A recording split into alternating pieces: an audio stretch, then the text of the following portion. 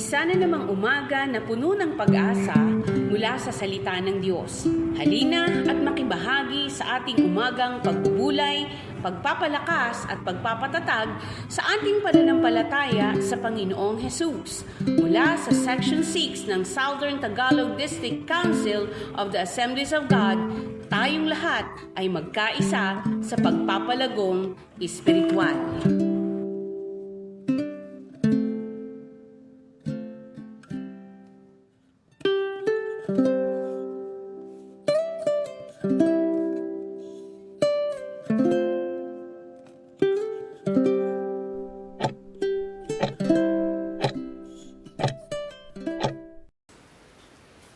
Praise the Lord. Magandang umaga po sa ating lahat. Purihin ang Panginoon sa pinabagong araw na ibinigay niya upang siya ay sambahin, marinig ang kanyang salita, at lumago sa ating pananampalataya. Kapatid, bago tayo magpatuloy, tayo po ay manalangin. Ama naming Diyos, salamat po sa panibagong pag-asa at kalakasan na ibinigay mo sa amin ngayong umaga. Buksan mo po ang aming puso at isipan at espiritu upang malinaw naming maunawaan ang iyong salita. Gamitin mo kami ayon sa iyong kalooban at mangusap ka sa amin ng mayroong kapangyarihan. Ito po ang aming dalangin. Ang atin pong pagbubulayan ngayon ay mula sa Gawa 2:38. Sabi po dito, sumagot si Pedro, pagsisihan ninyo talikran ang inyong mga kasalanan at magpabautismo kayo sa pangalan na si Jesucristo upang kayo'y patawarin at ipagkaloob sa inyo ang Espiritu. So kapatid, sa umagang ito, patuloy po nating bulay-bulayin ang salita ng Diyos na ating binasa ngayon ayon sa Gawa chapter 2, verse 38. So, ang ating pong title ngayon ay Pagsisihan at Talikdan.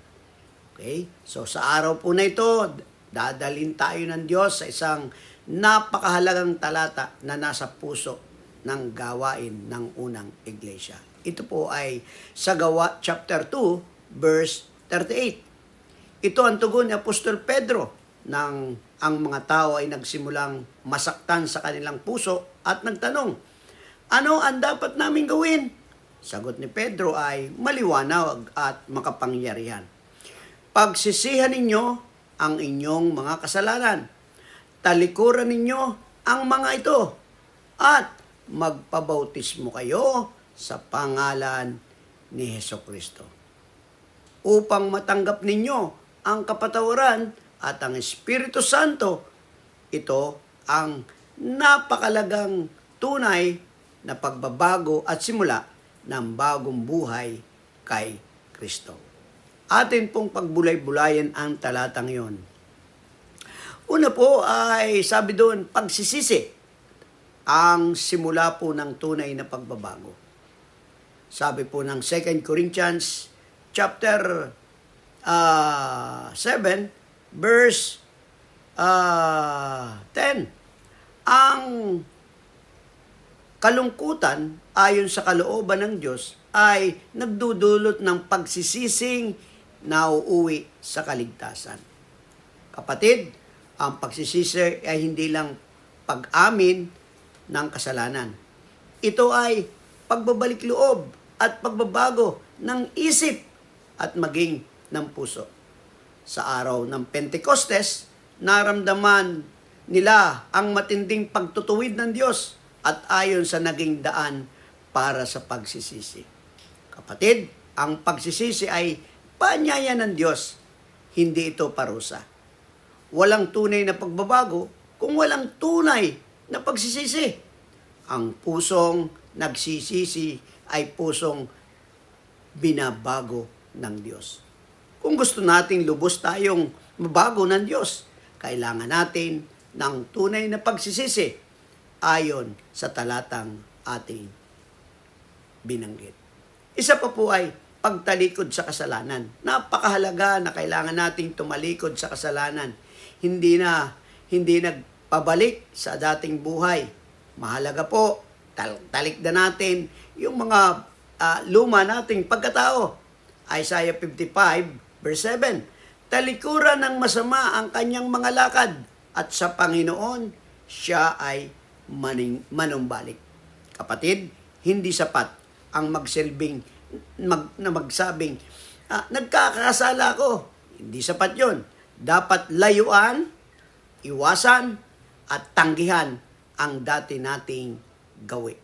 Marami tayo sa ating mga sarili at mga buhay na dati mga maling gawi.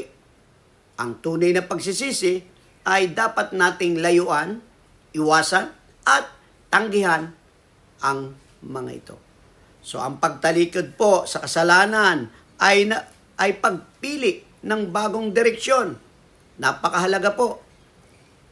Kung gusto mo ng tunay na pagsisisi, mayroong direksyon na tila ba maganda sa una, pero kapahamakan sa dulo. Pero yung tamang direksyon ang kailangan natin. Ang taong lumalakad sa kabanalan ay nakararanas ng tunay na kalayaan. Hindi tayo niligtas ng Diyos upang manatili sa kasalanan, kundi upang lumakad sa liwanag. Amen. Purihin ang Panginoon. Nawa, tayo po ay patuloy na tumalikod sa ating kasalanan. Ikatlo po ay sabi doon sa talata, pag magpabautismo kayo. Ito po ay pahayag ng bagong buhay kay Kristo. Napakahalaga po. Ang pagbabautismo ay hindi upang siya ay palta ng reliyon, kundi ito'y nagpapahayag na ikaw ay kabahagi na ng katawan ni Kristo. Sabi po ng Romans chapter 6 verse 4, tayo inilibing na kasama niya sa bautismo upang mamuhay sa isang bagong buhay. Ang bautismo ay pampublikong deklarasyon na tayo'y namatay sa dati nating buhay at muling nabubuhay kay Kristo. Ang mga Kristiyano po ay hindi upang paltan, pag nagpabautismo, ay hindi upang paltan ang kanyang reliyon, kundi deklarasyon na tayo ay namatay na sa dating buhay at muling nabuhay kay Kristo. Ito po ay hakbang ng pagsunod, nagpapakita ng ating paninindigan sa Panginoon. Hindi lang simbolo ng ang ating pagbabautismo, ito ay panawagan ng pagsunod. Ito ay patotoo ng ating pagtanggap kay Kristo bilang Panginoon. Ang bautismo ay pinto patungo sa mas malalim na paglakad sa Espiritu. Kapatid, napakahalaga. Pagkatapos mong tanggapin si Jesus bilang iyong Panginoon, tagapagligtas, kailangan mong magpabautismo. Hindi upang paltan ang iyong reliyon, kundi upang sumunod sa panawagan ng Diyos. Pagkat ang bautismo ay pinto patungo sa mas malalim na paglakad sa Espiritu. Amen! At panglas po, ang bunga ng pagsunod ay kapatawaran at ang kapatawaran. So sabi po ng Ephesians chapter 1 verse 13, tinanggap ninyo ang banal na Espiritu bilang tatak ng inyong kaligtasan. Dalawang dakilang pangako na ibinigay ni Pedro, kapatawaran ng kasalanan, pagkaloob ng banal na Espiritu. So kapatid, salamat sa Panginoon, napakahalaga na tayo po ay sumunod upang patuloy tayo na makaranas ng pagkilos ng banal na Espiritu. Ang pinatawad na puso ay pinalaya ng Diyos. Ang may Espiritu ay may lakas, direksyon, at kapangyarihan sa bawat araw. Ang Espiritu Santo ang gumagabay, nagpapalakas, at nagpapabanal sa bawat isa sa atin. Purihin ang ating Panginoon. Kaya nga mga kapatid, sa Gawa chapter 2, verse 38 ay ito'y paanyaya ng Diyos sa isang bagong simula. Magsisi, tumalikod sa kasalanan, sumunod sa bautismo, lumakad kasama ang Espiritu. Ito ang daan sa kaligtasan, kalayaan at kapangyarihang espiritual. Sa ngayong umaga, tinatanong tayo ng Panginoon, Anak, ano ang dapat mong talikuran? Ano ang dapat mong pagsisihan? Ano ang dapat mong isuko? Kung nais nating lumago at maranasan ang kapangyarihan ng Espiritu, kailangan nating sundin ang paanyaya ng Diyos. Tapat, buo, at buong puso. Salamat sa kanyang mga salita na patuloy nagbibigay sa atin ng kalakasan upang lumakad tayo ayon sa kanyang kalooban.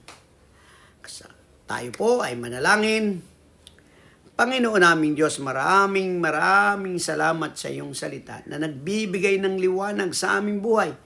Salamat sa paanyaya ng pagsisisi, pagtalikod sa kasalanan at bagong buhay sa pamamagitan ni Jesucristo.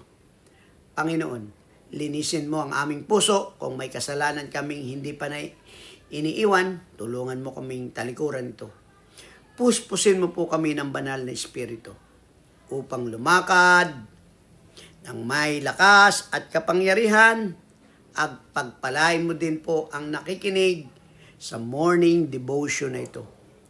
Iligtas mo po sila sa tukso, patatagin sa pananampalataya at pagpalain ang kanilang pamilya, trabaho, ministeryo at araw-araw na lakad.